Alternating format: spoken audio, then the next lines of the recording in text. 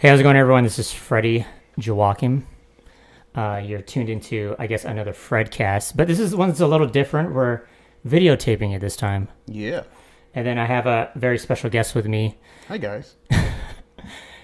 Steele, Daniel Steele. What's going on? I understand you've been writing romantic novels for a really long time. My whole entire life. So I got the ladies in elementary school. He's a very, very talented producer, musician, just overall just an incredible guy. He's in he's done a lot of stuff, maybe stuff that you haven't heard of. A lot of it gets under the radar, don't you think? Maybe, I don't know. Oh, but he has a lot of accolades to him, I would have to say. It puts, brings home the bacon and helps the family, so that's all that matters. But currently he's on the East Coast right now, and he's just on the West Coast visiting. And yeah, thanks for coming through and hanging out with me. Man, it is a pleasure. So what you been up to? Musically. So musically, I have been exploring new territories for me. Modular synthesis. Yes, we were just at Perfect Circuit in Burbank just a couple hours earlier, just nerding out. Oh, man. You especially nerding out. Yeah, man, it was bad. So I am not very versed in like modular synths. It's something that is interesting to me. Like I have a great appreciation for it. The way I'm kind of maybe putting my foot in the door is I learned through that virtual CV rack. Yeah, VCV rack is great.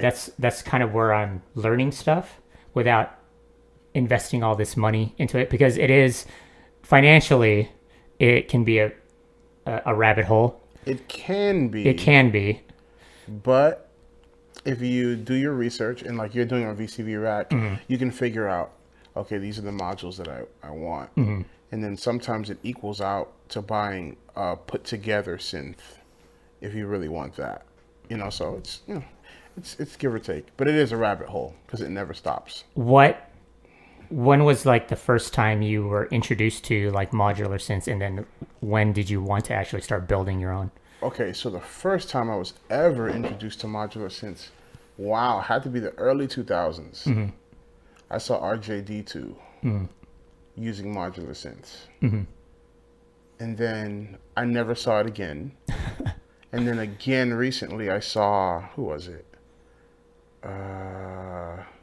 LP. Okay. And then I met a bunch of guys that were doing modular synthesis, and I moved to Portland, which is like where a lot of these modular companies are.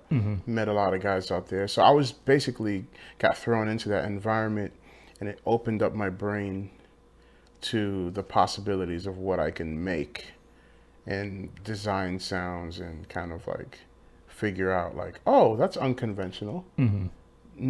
I haven't really heard that in hip hop music yet. Let's try making that. And then that just took me down a rabbit hole. Okay. Just generally speaking, most people who are into modular synths don't really come from a hip hop background.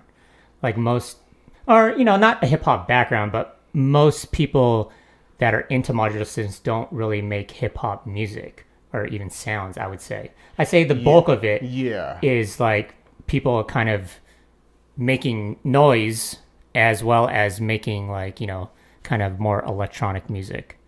I guess because when you first get your hands on it, you're trying to figure out how it works. So most of it ends up sounding like noise in the beginning.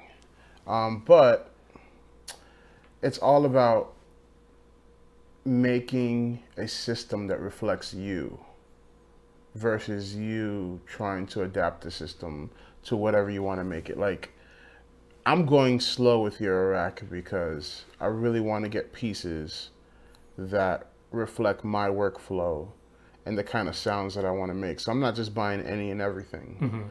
I'm asking a lot of questions like, hey, I'm looking for this specific feature. How can I build that? Or what can I get that does that thing? And I'm spending a lot of time asking a lot of questions. But as far as hip hop is whatever you want it to be. And I think that's why it's wide open for Eurorack. Okay. It's because all you do is make whatever you want and throw some dope drums on it and dope, effects. And hip hop is kind of has no definition. It's just an empty canvas. It could be whatever you want it to be. Okay. Yeah. I think hip hop is more the mindset. Okay. Yeah. Yeah, something from nothing. Okay. Yeah. That's a good way of looking at it. Other than the modular stuff, you as well as the company or companies that you're kind of part of, you also like beta test a lot of like hardware, like samplers, as well as some software stuff. Yeah.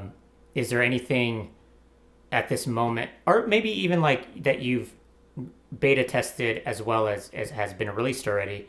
Was there anything that was just like, wow, this is an incredible piece of gear, or this is like kind of what I've been kind of looking for as far as like hardware goes?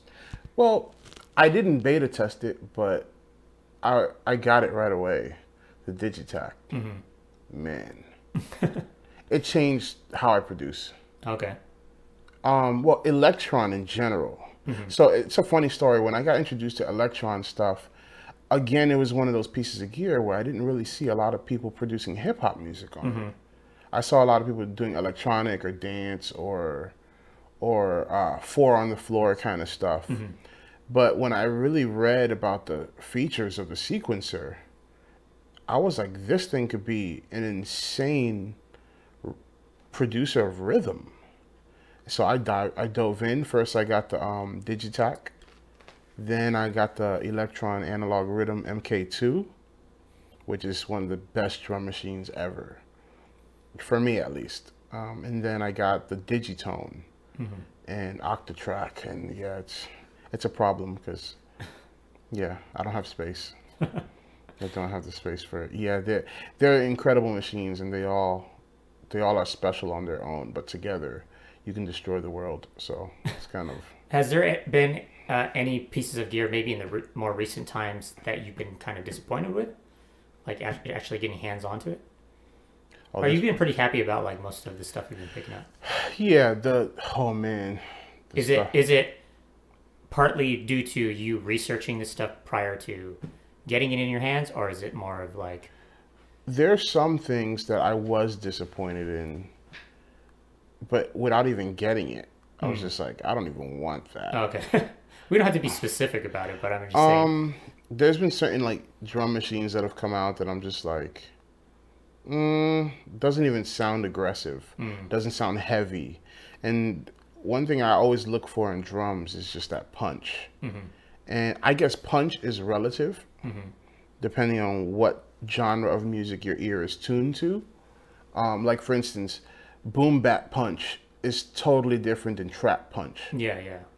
Because in boom bap, there's all this low mid frequency stuff from real snare drum sounds and real kick drum sound and the bleed that's in between that, which causes that oomph and punch. But in trap music, it's kind of hollow because you have the sub, you have the snare, and then you have the hi-hats. So you have these holes that are in between in frequency, and it kind of causes there to be a different color of punch than in like boom bap stuff.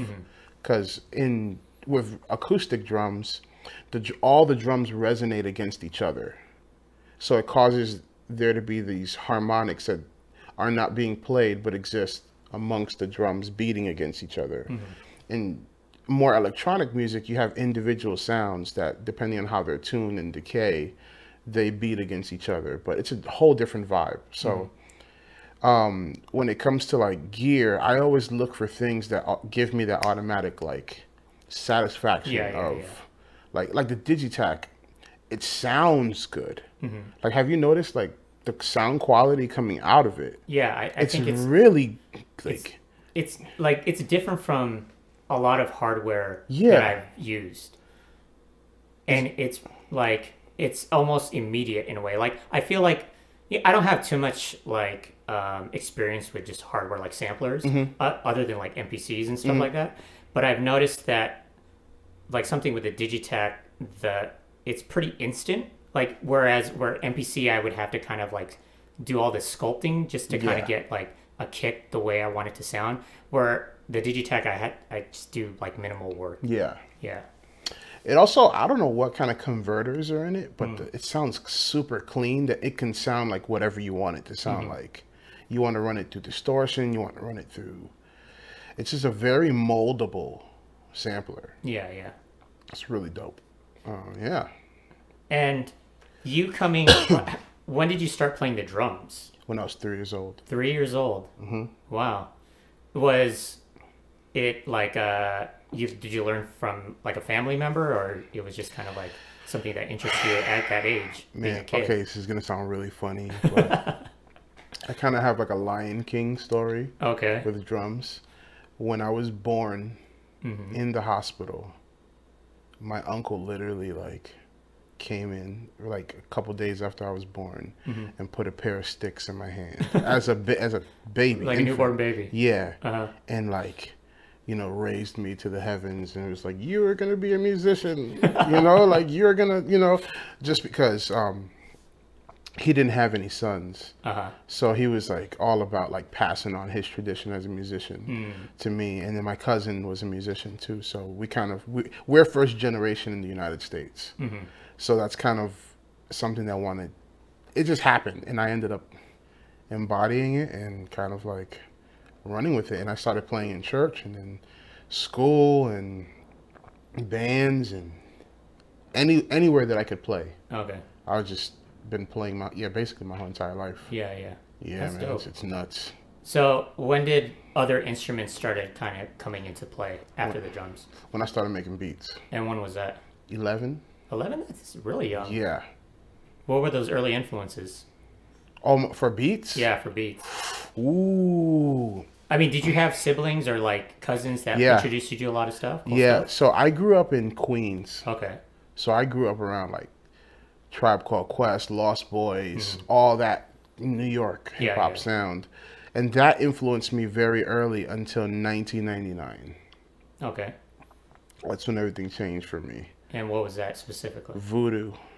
Voodoo music? No, Voodoo from D'Angelo. Okay, that changed it. That, Welcome to Detroit. Okay. From Dilla, from BBE recordings. What else did I hear?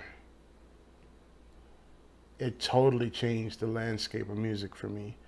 Roots, Things Fall Apart. What was another album? Oh, Reflection Eternal. Man, those albums in that season totally changed my trajectory with music. Like, because before that it was boom bap. Yeah, yeah. Samples, chopping, not a lot of live instruments in my stuff. But when I heard like all that other stuff, it totally changed my life. Like I was like, whoa, these guys are playing stuff that I hear in my head when I'm making beats, but all I'm doing is chopping samples and putting drums on it. I could actually play keys and bass and sing and do all these other things in my instruments. So that's when it all changed for me. I think around like 98, 99. Okay. Yeah, it was just... So from like age 11 to then, you were just making stuff on like samplers? Like just like stuff. Different samplers. Everything from like Boss, those little Boss samplers, 303s and 202s, to like PlayStation, the beat maker that was on it. It was super dope. I used Acid Pro. Yeah. For a long time because I had a compact Presario computer that I blew up. Because I think I like drew like the CPU just with so many tracks. Yo, it's nuts. That's what I first learned how to make beats on. Yo, Acid Pro. Acid Pro's dope. Still to this day, I'm like, there was a lot of cool things about it.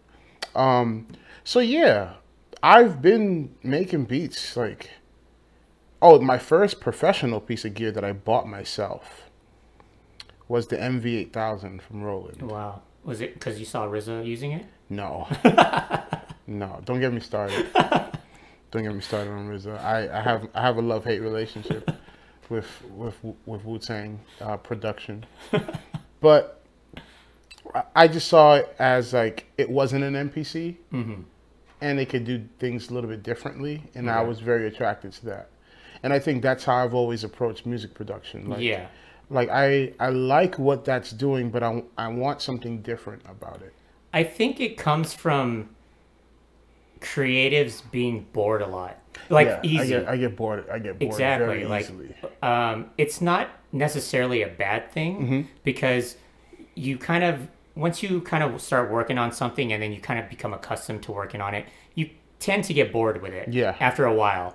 I mean, you'll eventually revisit that like down the road, but you get bored of it and you want to try something new. Yeah. And that's why we kind of I feel like you and me and a handful of other producers we invest in all this other gear. Yeah. Because there's like this not necessarily like thirst, but like we have an interest of learning something new. Yeah. And it's fun, like to kind of rediscover something, like as far as production goes, and be like, wow, like I never even knew like I could do this until I switched over to something new, or like tried something like a piece of hardware. I think what's really important, and what I always tell young producers whenever they ask me for advice, I'm like, just learn technique. Because no matter what piece of gear you get, you can apply that technique to that. Because, like for instance, when you got the Digitac, I bet you were trying to apply MPC techniques as soon as you got it. You're like, let me try this, let me try this, let me try this, and you start to find how to navigate your way around certain pieces of gear by just techniques that you've learned in the past. And for me, that's what has probably been the most important thing when it comes to music production, is to not to focus on the tool, but focus on the ideas. Because the ideas will be able to be executed through technique. Because if you have the idea and technique, you can execute and make the product. That's what I've been focusing on mostly, is getting better at accomplishing my ideas. And no matter on what tool I'm using, whether it's MPC, Machine, Ableton, Digitac, they all have sequencers that are linear and that work the same way. Basically. It's just about where your hands go when you're driving that car. And adjusting the seat. Basically, because that's what it is. A new beat machine, you just have to figure out, how big is this steering wheel, and do I have to adjust the seat so I can see the path clear? And that's how I approach every piece of gear. Just adjusting the seat and trying to figure it out and not drive into a wall. All right, before we get into more talking, can we hear some music? Yeah, like what do you want to hear? Like, what do you want to play for us? I don't know, like, do you have anything in the last like month or so that you're willing to share? In the last month, hold on, let me look at the dates on these joints. Yeah, I do actually. Here, check this out. These are all new joints. Here we go. So this is a joint called Rich Grave.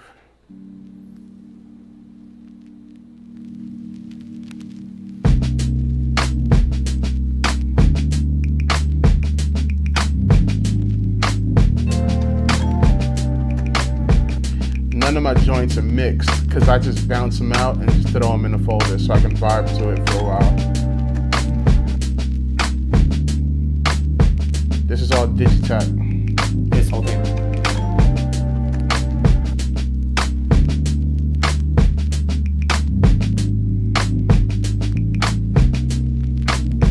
And this is what, bounced out into Ableton? No, this is just 2-track out. Oh wow. Yeah.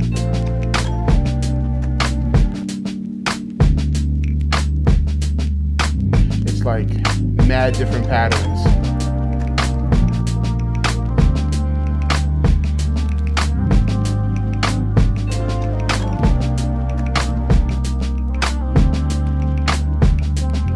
That's my voice through the TC Helion voice processor, sampling it into the Digitac. This part, right? Yeah. That thing you can stack, like it makes like a chorus. Yep. Like that. Okay.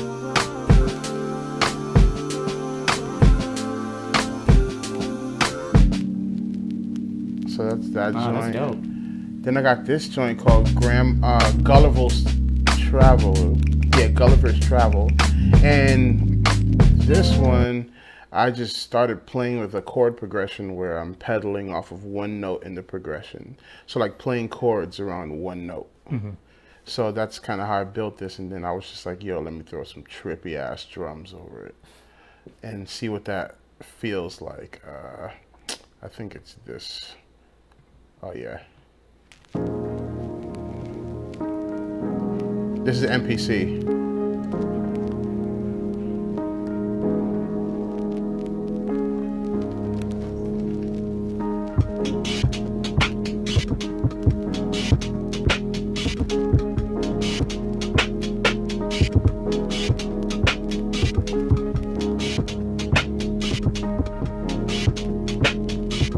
You hear my voice like, whoa.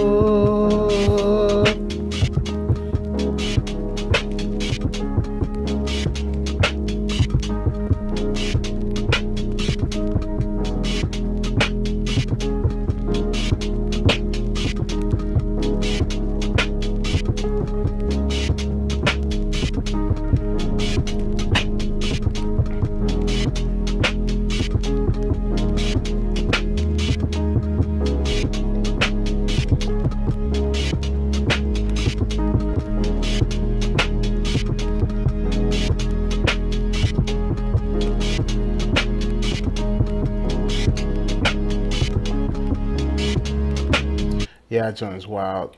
Wow. So that's just me trying to build music on one note and kind of constantly layer different things. This one is called... So what you made that on the MPC? Yes, on X. the MPC-X, yeah. And usually when you work on MPCs, do you map out everything, like create like the full song? Because No. usually when I work on MPCs, it's just like a loop, pretty much. It's like Almost. two or three different sequences. Okay. Yeah, and then I'm always messing with the mute and solo. Okay. And that's kind of how I fake like arrangements. Yeah. And that's Okay. that's why I really like the MPC, because it does stuff like that. It has those performance features that are really cool. And let me see, I'll show you some Ableton stuff. Man, Ableton is... I have some weird stuff in there. Oh, this is a cool Ableton joint. You can swim across the Atlantic. You can jump real high and touch the moon. Fantastic. Charlie Sanders, fresh off of his victory, it just feel like he's ready to touch the moon. I can fly. Anybody can fly. If you believe in yourself, the way I believe in myself tonight, you will fly. And what's next for Charlie Sanders and the Orange? Kids, you can actually... Is this you on the drums? Yeah.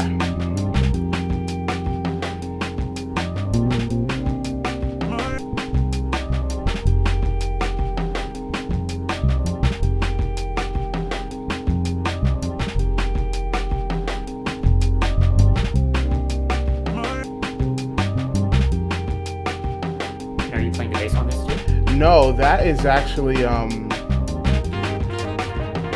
remember, that's John McNeil from Soul Surplus. Okay. We were all hanging out one day and we were just in the lab just working and making beats, and he was like, yo, let me play bass on that, and he just jumped in and recorded bass on it.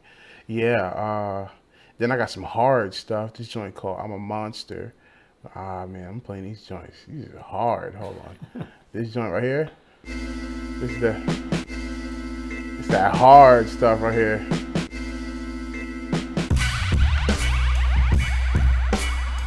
And this was on Ableton?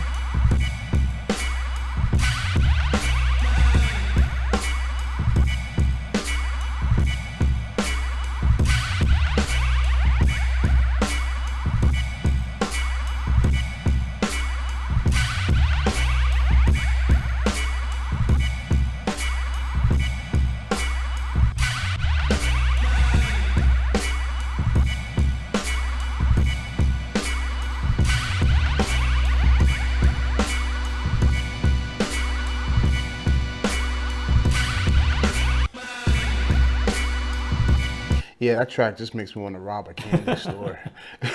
Like, What's been it makes me want to do something real sinister, like when you go to the movies and there's like those candy things that you got just like grab a bunch, just put in your pocket.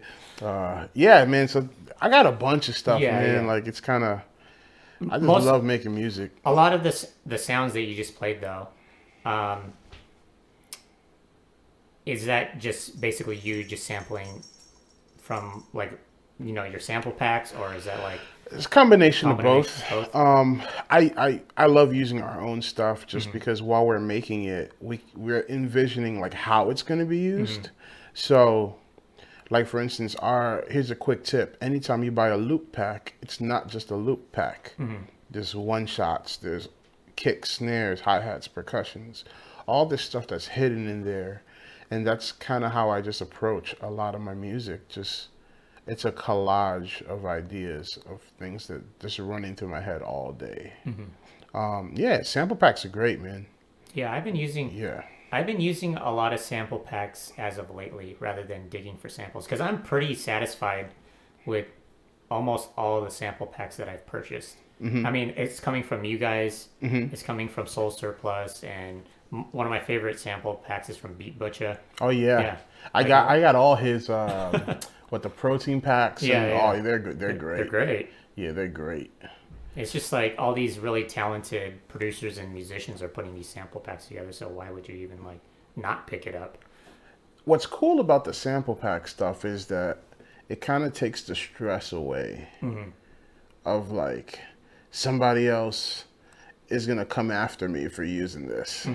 It's almost like, oh, all right, this is good texture. I can make music that I like with it, and not have to worry about like somebody coming after me, like, you took my record. You know. So there's a lot of pressure that's relieved with that. And I think I enjoy using sample packs a lot more lately, is because first off, I'm not a musician whatsoever. I'm good at like editing. Come on, Freddie. I am not a musician.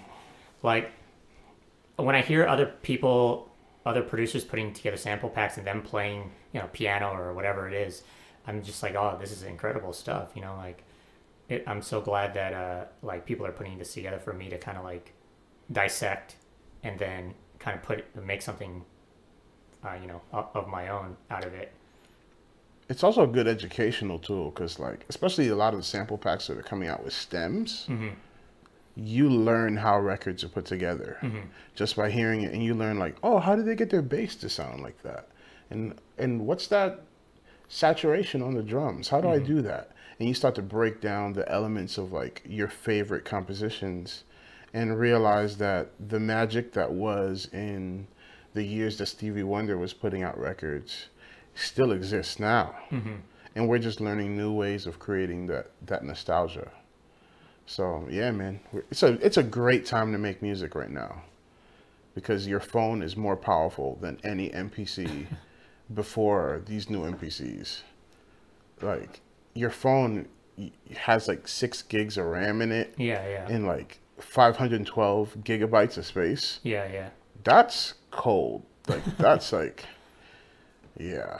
And they're just getting more powerful and powerful. I mean, people think that there's like this big war between Intel and AMD when it comes to computing power. But what I read was the actual war is between ARM processors and Intel, because ARM processors are just getting more powerful and powerful. Yeah, man. Or, you know, Intel and Qualcomm, basically. Yeah. And it's crazy that all this computing power is just getting smaller. And it's in our pockets. Yeah, it's in our pockets. There are cases where people have shot full-length movies just using an iPhone, which is kind of crazy when you think about it. Or guys that have won Grammys off of beats on their iPad. On their iPad, exactly. So for me, it's just, like I said, it's not the tool, it's the technique. Learn technique and you can pick up anything. It's almost like I had a conversation with a DJ once, and he's like, yeah, I don't use turntables anymore. I'm like, why? He's like, they're too heavy.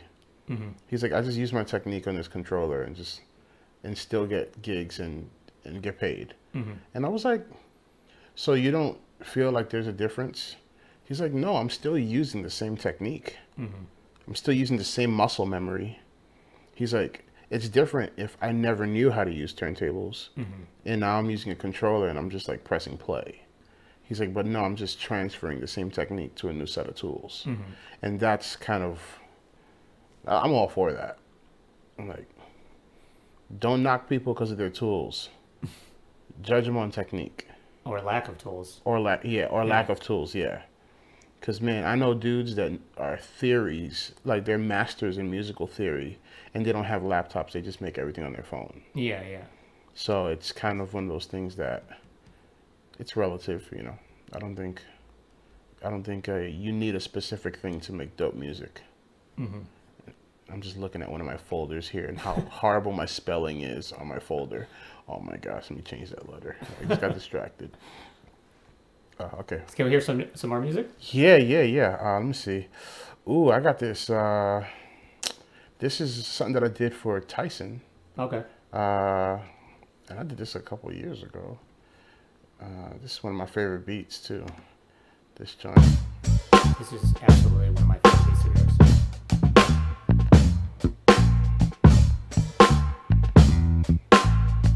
Are you playing bass on this? Yeah, this is just bass, drums, my friend Andrew on trumpet, and I'm playing those organ keys. Those keys are ran through the SP404 to give it that grit.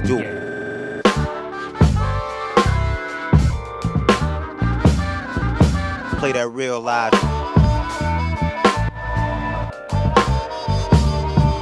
Yeah.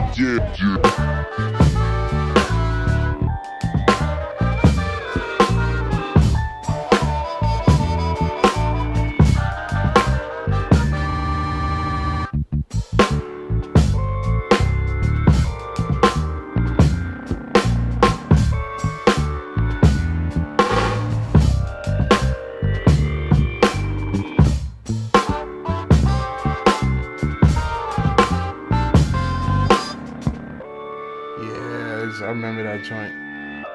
Yeah, that's a dope one. I like that one a lot. I remember after I made that, I ran around the house screaming. Because I knew it was going to be like one of those joints that like, oh yeah, it was just special. Man, what else do I have here? Ooh, I chopped up this, I don't want to say who I chopped up, but this is a really dope. For the bridge.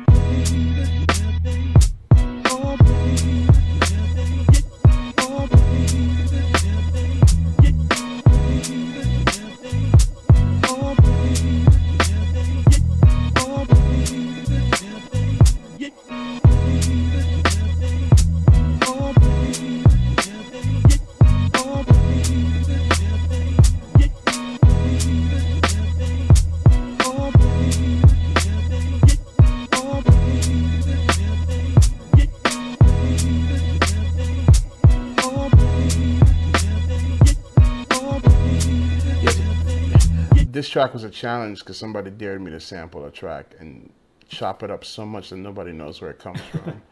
So, and then I have stuff that has more live music elements to it. So like this is a joint called The Wonder Years, which is me and my friend Chris Scholar. I'm doing everything and he's playing guitar. Okay. So this is a...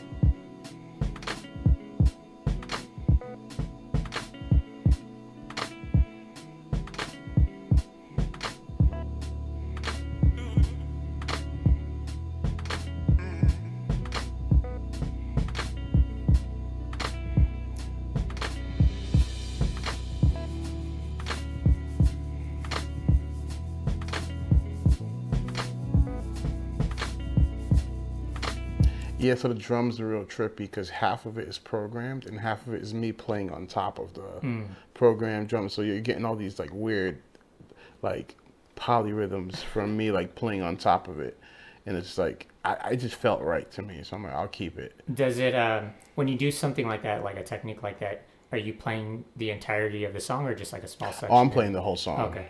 Yeah, I'm playing the whole song. Then I got stuff. So that's more like live stuff. And then I have like weird,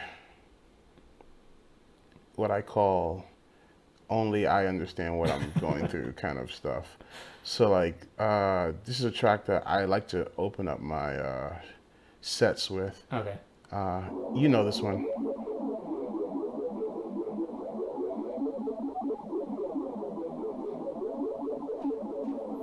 I played this in the beat set the other night, and this is the one that freaked everybody out because of the drums.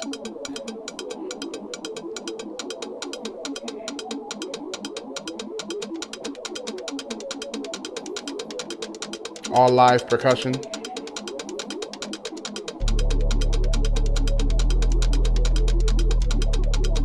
Like at this point, you don't know how to clap to it because you're trying to figure out like what's gonna be the.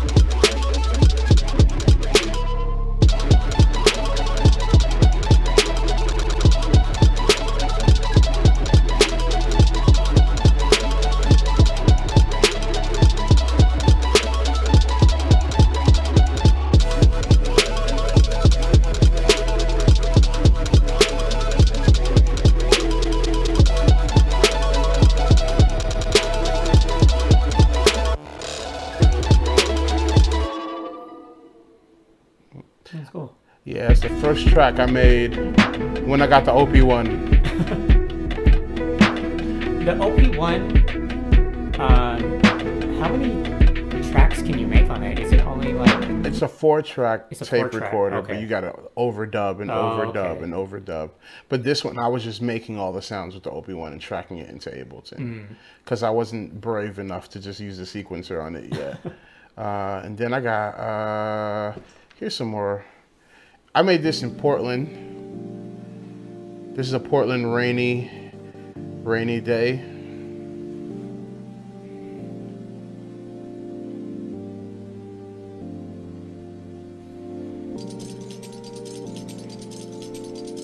My house keys.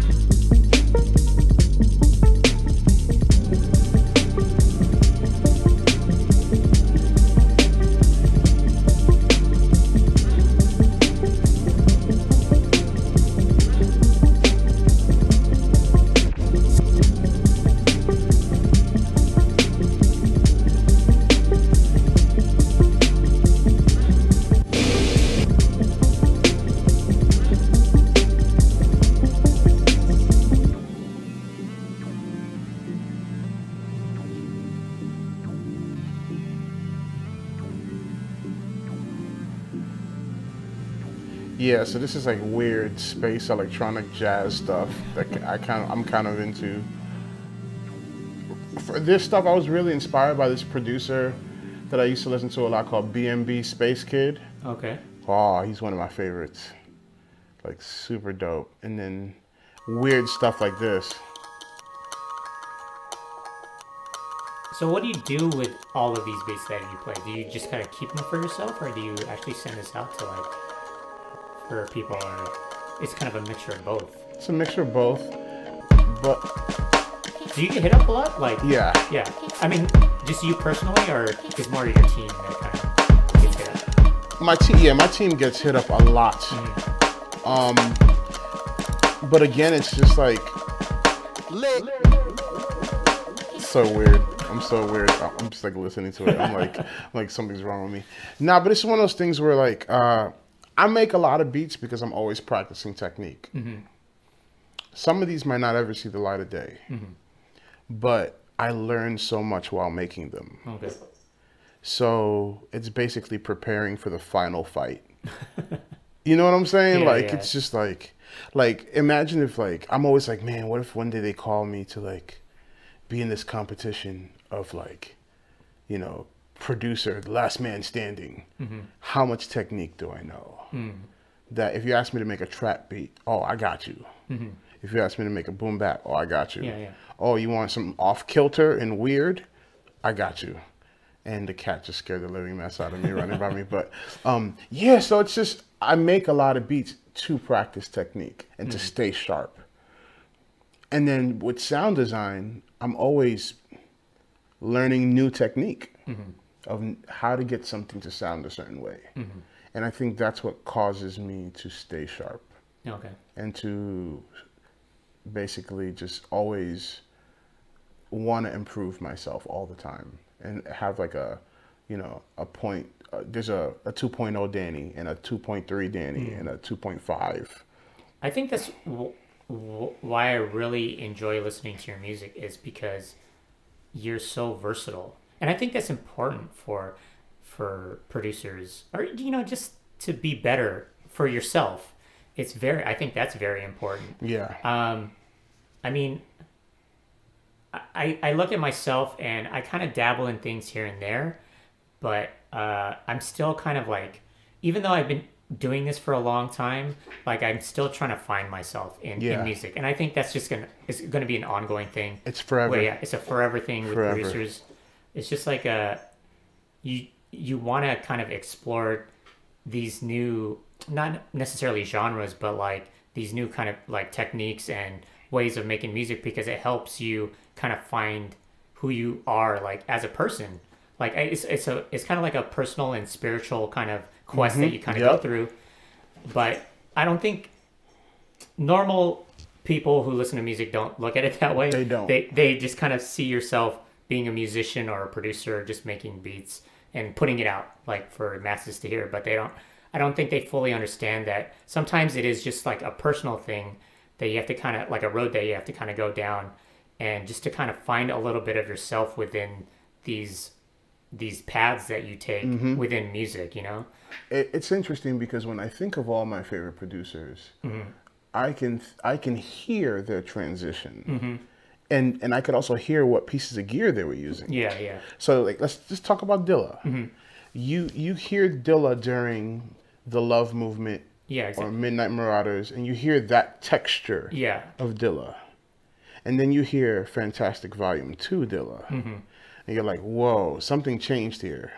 Like something happened in between that stage. And you can see, like, if your favorite producers, you follow them for their lifetime, and you see who they're heavily influenced by, who they're hanging out with, and how that changes their sound. Especially with Dilla, you know, like coming from doing stuff with Tribe and Slum Village, and then doing the J-Lib stuff. You can see like the direct influence that Madlib had on Dilla, and like all these other producers. I literally saw the transition of Dilla using a hella amount of rock and roll samples when he started doing the Stone's Throw stuff. And I'm like, oh, that's because he's hanging out with all these like surfers and all these guys from Stone's Throw, just like that West Coast influence definitely influences music. And I'm like, man, that's why I love being parts of different groups and different people, because it keeps me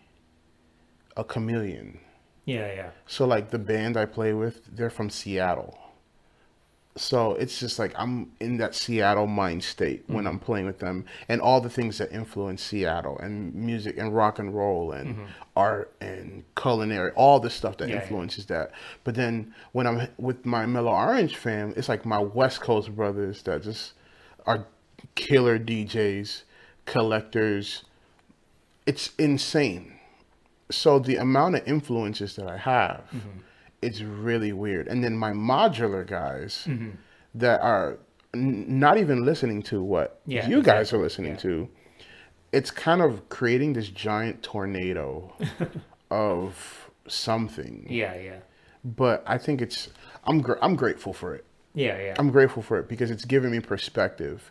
And also, I remember one of my teachers when I was a kid, he would tell me, he was like, learn how to play all styles of music, because everyone will hire you.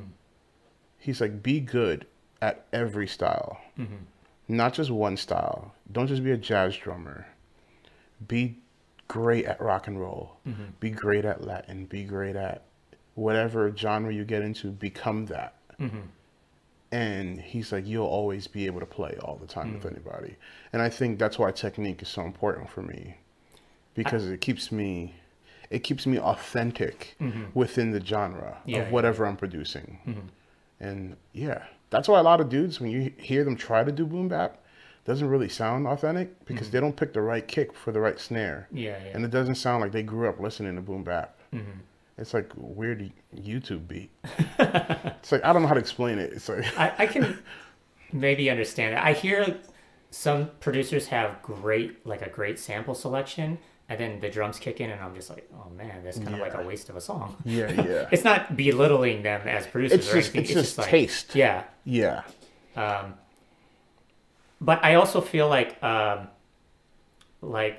when you look at say Dilla, you look at producers like DJ Khalil, they're just these multi kind of talented. They touch on a bunch of different types of genres. Yeah. And I always kind of wanted to strive to be like them. And I mean, I would put you in that category too, where if you just put a collection of all your beats in a folder and you gave it to somebody who's just not versed in who you are or whatever, they would listen to all of it and be like, oh, these are great songs, but can you believe that they're coming from just one dude, Yeah, it's kind of weird. But that has and I feel like that's kind of like what you are. Yeah. I truly do feel that way. I can put a bunch of your beats and play them for my dad or something and be man. Hey, did you know this is all these different styles of beats are coming from this one guy? It's so weird. Yeah. Yeah, I remember when I was dating my wife, when we first started dating, she would hear my music and she's like, you seem like a different person every week. She's like, because I remember when we this is a crazy story. When we first got married, she was still in school, and she came home one day from school, and she hears Mahavishnu Orchestra playing in the house. And she hears it in our bedroom, and she comes in and she finds me sitting Indian style in bed, just staring into speakers.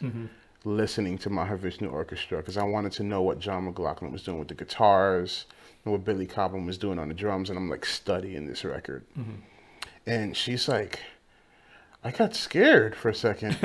She's like, last week you were playing Biggie's Ready to Die. Now you're playing this. What? It's what's your playlist like? And I'm like, it's all over the place. It's just about the textures that I'm trying to achieve. And I always knew I was that weirdo. I was just that weirdo, man. I think I've been making playlists before playlists were cool. Because I would go to school with a funk playlist in high school before it was cool to be into retro music. Yeah. And that was just what I grew up with. Or one day I had all 70s gospel. Just listening to that and the vocal arrangements and trying to figure out how that stuff works. What was your high school experience like? Were you a band geek? Yeah, for the most part. Band geek and comic book nerd. And I also draw. So I was like a illustrator. Oh, okay. So I was drawing comic books and making beats and playing drums and marching band. And it was, I got no girls in high school.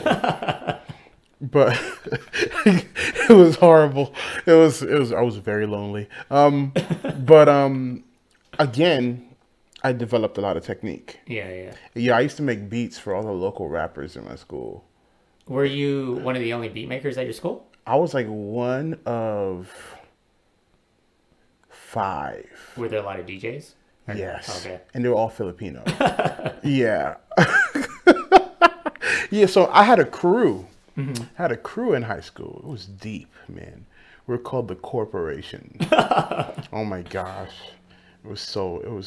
Oh my God, it was so bad. Okay. Did you guys wear suits? No, we Okay. didn't. No, that would have been cold though. That would have been cold. Nah, but we would just, man, basically what we would do is up the block from my school used to let you out for lunch. Mm-hmm. And there was a Filipino bread house Okay. up the block from my house.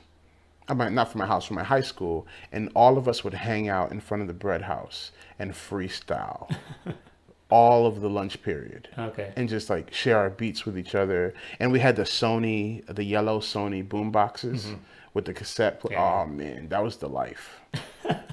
If I could I want every beat I make to relive like that moment in high school.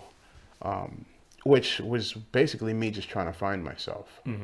And that's why I think I'm so experimental, because I feel like I'm never satisfied with who I am that day. And I always feel like I can get better. Yeah. It reminds me of like Kung Fu Masters and all these other guys that are always trying to like, okay, today we did push-ups on one finger. Today we're going to try to float, and it's just kind of where I am with music production. I try to outdo my yesterday's version of me. Because I think that's just how it is, just generally just getting older too. yeah, I'm not saying we've experienced everything, but but Freddie, we're old. we're not old. No, we're not old. We're just older. Yeah, we're just older. Yeah, we're just older. We're just, we're just trying to be just better people, just Yeah. in general. Okay, so the music stuff aside, Yeah. what have some movies you've been watching lately? Was there anything like they were just like, wow, this is a dope movie? Or was there a bunch of dumb movies that you're just like, oh my God? I love dumb movies. So do I. So I have this bad habit of just going on Netflix and finding the worst like cover Okay. and just watching it. I saw this movie called Rubber. Have you seen that? No. It was on Netflix for a while, and it was a movie about a tire that goes around killing people. Was it from like the 70s or 80s? Or No, it's like it new? was recent. But it's like a tire that comes to life. And the whole movie is just a tire rolling around. Like running over people. Yeah, running over people. And it was great. But to me, what was funny about it is when I'm watching the movie, I'm hearing, what would I make a soundtrack to this movie like? And that's kind of why I watch a lot of movies. For like the sounds. Like this, or the visuals. Like if you hear a lot of my beats, you can kind of see like a specific color to my beats. It's because normally I'm watching something as I'm making beats. Okay, yeah. And it's inspiring me, or it's a conversation that I had, or it's a mood that caused me to, but man, I love movies. Like the other day, what was that I was watching? Hear No Evil, See No Evil. With Richard Pryor. And oh, man. Or Trading Places. Man, the scene where Dan Aykroyd is playing the drunk Santa, and he just takes the salmon out of his Santa outfit and just takes a bite of it, and there's like hair in it. To me, that was the most grimiest like vibe, and I made the grimiest beat after watching that. And to me, it's just very inspiring to see, in order to cause you to make something that you hear. Yeah. Yeah. So I'm surrounded by art. I love art too, like fine art, and anything that, like I change my screensaver every day. Wow. Because I don't ever want to see the same thing in front of me. So weird. I know. Oh gosh, I'm like revealing all my weird quirks on this thing. They're like, and I hate mayonnaise, and I hate. I was looking at a jar of mayonnaise and I just made the dirtiest beat. It's called Dirty Mayo. Hellmans. Whenever I watch old, or not old, but like really bad movies, you know, I sit there and I really try to analyze these really stupid movies. But my mind always goes to, there was a budget for this movie, and they had to cast people, and they had to hire a crew, And somebody wrote it. and they had to pitch this to a studio, and a studio picked this up, and it's a big studio, Yeah. and they put this in production, and you know, like, I'm obsessed with 80s movies also. Okay. Like, well, maybe 80s and mid 90s movies. Like, there was I don't know if you remember American Ninja. yeah, Remember there was like 20 of them? yeah, I've seen all 20. And they're horrible. yeah. But I love watching them. Yeah. Or like anything with Billy Blanks. Action Jackson. Like stuff like that is very nostalgic to me. Like, I don't relate to anything new that comes out. I'm always like, I don't get it. Like, and maybe that's why my music sounds the way it does. Like, I borrow, like, my drums are very influenced by, like, Mad Libs, Dillas, but then I have, like, this super new influence of synthesis and technology where I'm finding a good balance of being an old head but embracing the new stuff. That's why I really like Run the Jewels. Yeah, okay. Because LP is that dude to me that I'm like, whoa. You kind of you like trappy drums, but super like 9 Inch Nails-y kind of industrial kind of stuff. But it has to do with the person, what they grew up on, what influences them. So that's kind of where I've been at. Just being influenced by. Are you pretty hesitant with like new types of music coming out? Do you give most stuff a chance? Even I give it a radio chance. stuff, yeah? I give it a chance, but I know within 3 minutes. I have to listen to one song. Yeah. Not 30 seconds, 3 minutes. I have to. Well, songs aren't even 3 minutes anymore. Yeah, but yeah. I'll know within like a song if I rock with it or don't. Especially if I can't relate anything to it. Actually, I joke. My Twitter name is Teriyaki96 because it's like Tekashi 69, but it's Teriyaki 96. And people are like, yo. Oh, I'm like, oh, yeah, it's Teriyaki96. That's your name. So, yeah, I don't know, man. I like new music. I think there's a lot of cool stuff these kids are doing. Yeah. I've never been the guy that knocks on people for using FL Studio. Because, again, it's a tool that you use. Some of my... Man, remember in the early 2000s, there was this crew of beat tapes coming out by guys like FS Green, Yeah. or like Slumgullion, or all those guys were using FL Studio. Yeah. And I remember I'm like, oh, FL Studio is a problem. Like I knew it. I was like, oh man, this stuff is good. Kate Trinata was using it, and I'm like, yeah, it's not the tool. These guys are brilliant producers. Like, they're doing some dope stuff. And that's where I was just like, yeah, I'm going to use anything. I use anything.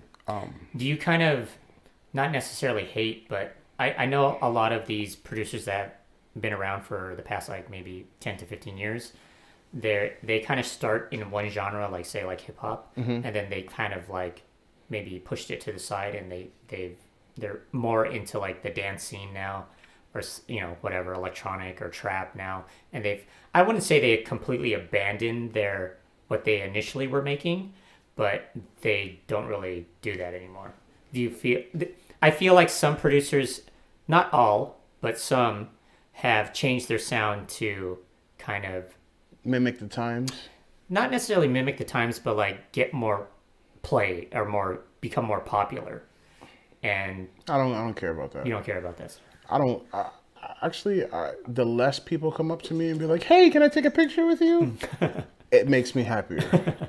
But I do love influencing people. And I think that's partly what I do with my Instagram. With my Instagram, I try to focus on the things that I want to inspire people with, which is innovation, family. Innovation and family, that's basically my Instagram. It's either me showing you something cool that I'm doing with music or showing you my dog and my adventures with my wife. Those are the two things that I care about the most. And those are the two things that influence me the most to make crazy ass music. Like seriously, like that's kind of where I'm at, because if I didn't have joy in what I did, I wouldn't make music. And I find joy in my family and in my creativity and being able to just share, you know, and try things that people don't necessarily think of doing. Like they'll buy a piece of gear and use it the way that they see everybody else use it, but they won't open up the manual and be like, oh, there's this one feature that if you press this thing, it opens up your mind, and then you could just, I'm all about like trying stuff nobody else is doing. Like, yo, put butter on that. Like, you know what I'm saying? Like that's how it is. Like that's kind of, and I find joy in that, man, because you discover so many cool things. Just trying stuff. If you weren't into music, what do you think you'd be doing? Painting. Painting? Yeah. I'd be painting. Like professionally painting? Like fine art. Okay. Like I'd be equally a douche. like just just thinner and better dressed. You know? It's just one of those things where I'm just like, yeah, if I wasn't doing music, I'd probably doing that, or like man, maybe gaming? Gaming? The last video game you played, what was it? I mean, I know you said you kind of stopped playing video games in the past like couple of years, but I just finished beating Injustice 2. Okay. And then I stopped playing games. Okay. Oh, and then I beat Mortal Kombat X. So you're into like fighting games? Oh, heck yeah. Okay. I get out my aggression from just being in the studio all day. Yeah, just I love fighting. I was obsessed with Street Fighter as a kid, to the point that my parents wanted to like take me to therapy because I walked around the house yelling Hadouken all day. They're like, "Yo, something's wrong with this kid." So, yeah, man. I know. I just love creativity. You know, cooking. Anything that has to do with ingredients. Is like super fun because I like seeing the unexpected results. That's where I get my rush from. Yeah. Cool. But thanks again, Danny, for sitting down with me. Anytime, Freddie. And I really appreciate it. You're super talented. That's like such an understatement when I kind of look at you. Can you play us one more thing just to kind of send us off here? One more. What would I play? You can follow Danny like on social media, Instagram. Yeah, I'm there somewhere. Yeah, SoundCloud, Bandcamp. You can have it all. Man, I haven't uploaded anything to SoundCloud. I haven't either. Maybe this one. Oh my gosh. This podcast. I have not. Let me see what I want to leave y'all off with. Do you have some holiday vibes? Oh wait, hold on. We did a beat tape a couple years ago, a Christmas beat tape. Hold on, let me find it. Oh man, hold on, I'm gonna find it. It's here somewhere. We put it out. This is the beauty of SoundCloud. You could just like. Oh, you can also support Danny and his team, MSX Audio. Yep. They make a bunch of stuff. You're also involved with like the Racks. Racks for Live stuff. Racks for Live. That's racksforlive.com, right? Yeah. And they make a bunch of different racks for Ableton. And the MSX, they make sample packs as well as plugins for like Beatmaker 3. Yeah, iOS. On the iOS devices. We have Vintage Provider, which is the collaboration we did with Kev Brown. That's on the Akai expansion. It's one of the new ones. And then yeah, it's a bunch of stuff. If you download Arcade from Output, we have a bunch of our sounds on there. We've been designing for that for the past 2.5 years. Yeah, it's been great. Yeah, we're blessed, man. Oh, I found a really cool Christmas joint. I sampled that Donny Hathaway joint. All the mistletoe, I'm gonna get to know you better this Christmas. And as we trim the tree, how much fun it's gonna be together. Oh, I forgot about this. This